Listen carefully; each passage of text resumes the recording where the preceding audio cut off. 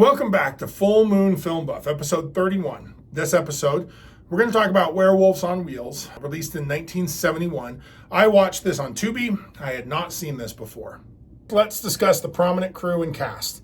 This film was directed by Michael Levinesque, written by Michael Levinesque and David M. Kaufman. I could not find any information about who did the makeup jobs in this movie.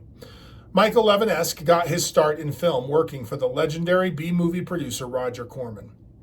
The cast includes Steve Oliver as Adam, billed as Stephen Oliver, Donna Anders as Helen, billed as DJ Anderson, Gene Shane as Taro, billed as Deuce Barry, Billy Gray as Phil, billed as William Gray, Gray Johnson plays Movie, Barry Maguire plays Scarf, Owen Orr plays Mouse, Anna Lynn Brown plays Shirley, Leonard Rogel plays the gas station operator, and Severn Darden plays One. Steve Oliver was an honorary member of Hell's Angels in his youth and regularly played bikers in his career as an actor. Billy Gray had been an extremely successful child actor since the late 1940s. He starred in Father Knows Best on television and notably appeared in The Day the Earth Stood Still in cinema. He was cast in Rebel Without a Cause, but was unable to appear thanks to his Father Knows Best obligations. After his acting career, he was a motorcycle racer and promoter. Severn Darden was one of the original cast members of Second City in Chicago. Now, this movie isn't perfect, but there is a lot to like here. It's very competently shot, good cinematography. In fact, I was very pleasantly surprised at how good the camera movement was, which is a real important thing in a movie with so many wheeled vehicles in it. Editing got a little psychedelic in some places, but that kind of tied into the themes of the movie. Acting was a little old school and broad, not as nuanced as I think I might like, but I felt like I understood all of the major characters' motivations, so they got the job done. Overall, it was an entertaining movie. It is interesting to note that this film was shot in 16 days on location and mostly without permits. Which means they were kind of shooting guerrilla style. Many of the bikers in this film are not professional actors, but were actual bikers or stuntmen just riding around on bikes, and I think that's interesting. So now let's review the synopsis. The Devil's Advocates, a biker gang, are harassed by two rednecks in a green pickup truck. They catch the pair at a service station and beat the hell out of the driver before letting the passenger drive them away. Taro reads Helen's fortune while the rest of the gang tease the station attendant, and Shirley gets pretty handsy with him. Taro says Satan is going to be a big influence on her and her fate is sealed. Helen is going to die in a tower struck by lightning. Satan's going to kill her. This makes Adam, the gang's leader and Helen's old man, nervous. Like most cinematic biker gangs, the Devil's Advocates are all about easy sex, plentiful drugs, frequent violence, and taking nothing seriously. Their journey turns dark and supernatural when they stumble upon a remote hidden desert monastery. Instead of a normal cross, this monastery has a weird symbol that looks like a bull's horns and head on top. Adam and the gang tempt fate by calling out for Lucifer. Instead, the monks at the monastery appear friendly, offering the bikers food and shelter for the night. However, the monks have a dark secret. One, that's his name, One, speaks cryptically, taking a single hair from Adam and puts it in the pentagram belt he wears. The gang falls into a deep sleep since the bread and wine were drugged. One offers the gang to Satan by leading the monks in a ritual animal sacrifice and ceremonial devil worship. Helen wakes up and runs off wearing a white wedding dress all of a sudden. Helen arrives at the occult ritual, back into her biker garb, and is fed blood-soaked bread. Then she dances, nude all of a sudden, with a snake and a human skull. Very trippy. Adam wakes up in the middle of the night to the distant sounds of Helen screaming. Note, we never see Helen scream.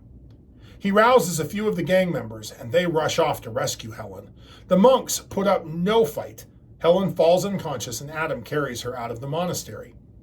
The gang immediately hits the highway, escaping into the desert. While dancing around a campfire later, Helen has a flashback and runs screaming into the dark night. Adam chases after her. Mouse and Shirley also head off for a little sexy time. A pair of monsters we don't see jump out and gruesomely kill Mouse and Shirley, slit throats and arterial spray. Next morning, the gang finds and buries the bodies. Adam thinks the pair was set upon by coyotes while they were drunk and passed out. Taro says that a monster is stalking them.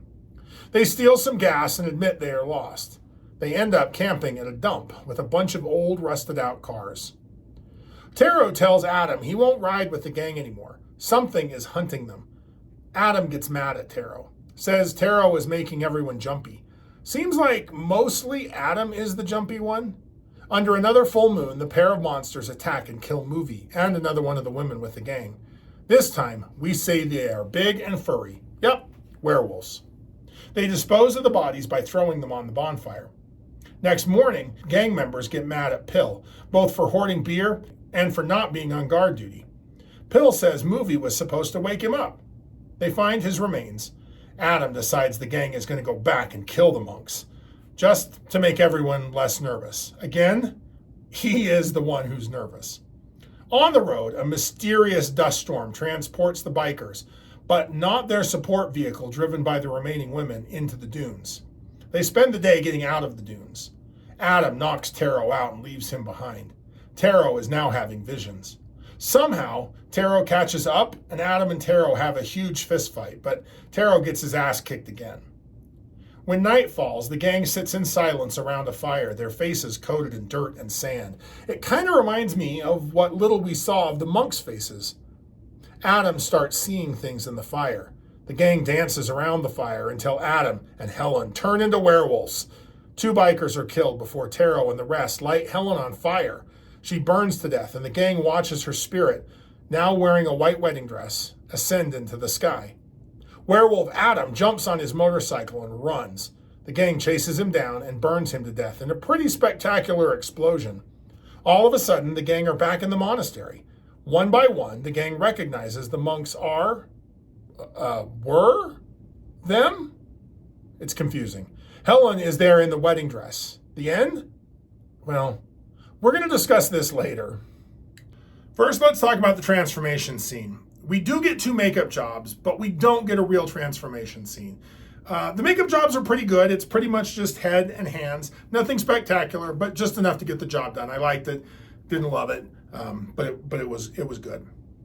As far as werewolf lore goes, I was reminded of Cry of the Banshee here. Again, Satan is the source of the lycanthropy, but here the curse of the werewolf is wielded much more aggressively.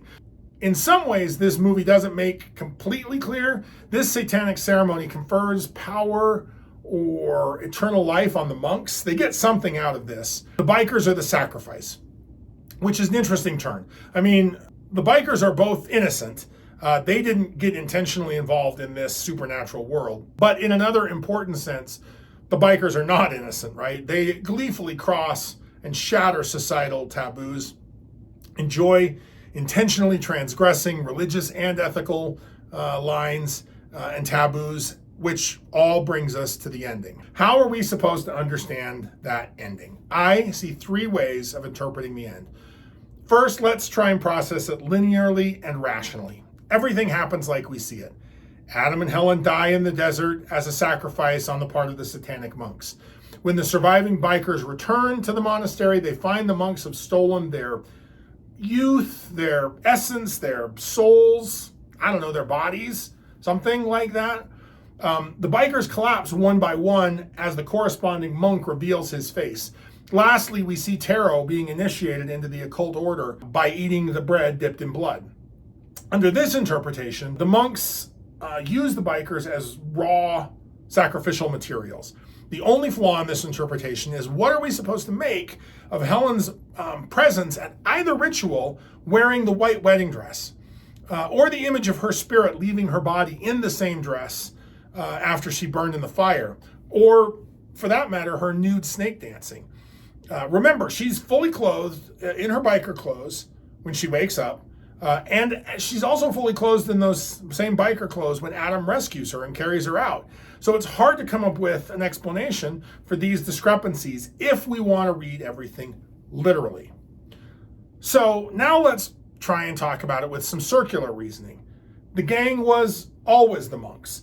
The bread and wine they gave themselves was their induction. At the end, they collapse and travel back in time so that they can be present when their past selves show up. This interpretation struggles with the same causal issues that any time travel story does. Namely, how did they get into this loop to begin with? Plus, why did Adam and Helen have to die and first become werewolves and then die? It just doesn't make a whole lot of sense. So finally, let's talk about what I think is the most logical or the best interpretation, and that is the metaphorical one. In this interpretation, the monks at the end are not really the bikers, even though they have the faces of the bikers. Rather, it's a metaphor that the bikers, with their violent, lascivious, and drug-addled lifestyle, have been unwitting and unintentional servants of the devil all along. Shoot, the gang's name is literally the devil's advocates. Adam has jokingly called out to Satan and Lucifer, both during Helen's tarot card reading at the beginning and then when they show up at the monastery. Not because he believes in the devil, but because he doesn't believe in anything. He explicitly explains this nihilism to Tarot in the desert. Again, Adam thinks he's mocking spirituality and the supernatural, but in this interpretation, you don't have to believe to serve. The metaphor here is that anyone could be serving evil and ultimately pay the price for doing so.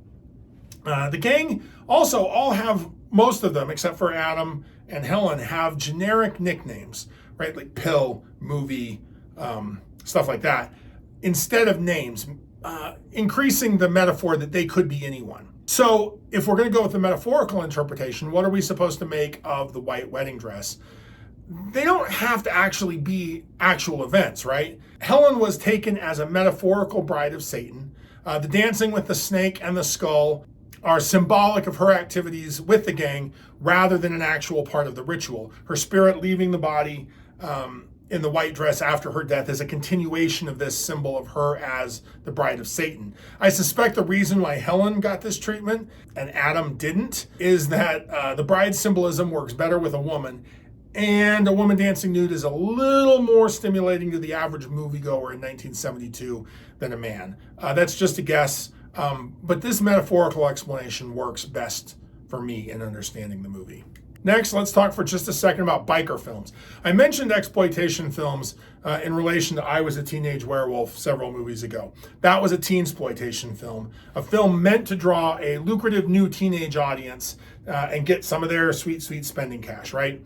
Bikersploitation or outlaw biker films are a different breed of exploitation movie.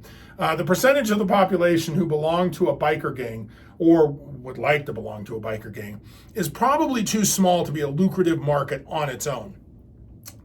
Instead, these films remind me a lot of old pre-Hays movies. The bikers are just an excuse to show them living their violent, drug-fueled lifestyle and then show them being punished for it. It's a way for the audience to have its rebellion and titillation and then feel okay about it in the end. Of course, that's just a generalization. Not every biker movie is like that. But the most common trope is for a sympathetic member of the gang, oftentimes a newcomer, to become disillusioned by the evil lifestyle of the bikers and to reject it and to leave, and then the bikers suffer some horrible fate. Werewolves on Wheels sticks pretty close to the traditional take on the outlaw biker film. The gang does get up to all kinds of trouble. They act out, they harass people, they steal, take drugs, all those kinds of things. The audience enjoys watching them do those things and then enjoys watching them pay the price for doing those things. The only real difference here is that there isn't a good-hearted gang member who leaves the biker lifestyle. So, if you like lycanthropes, like, share, and subscribe. Next time, we're going to be discussing a movie, Werewolf, from 1995, or maybe it's 1997. I can't be sure. Keep your eye on the moon, a silver bullet in the chamber, and we'll see you back here next episode. Thanks.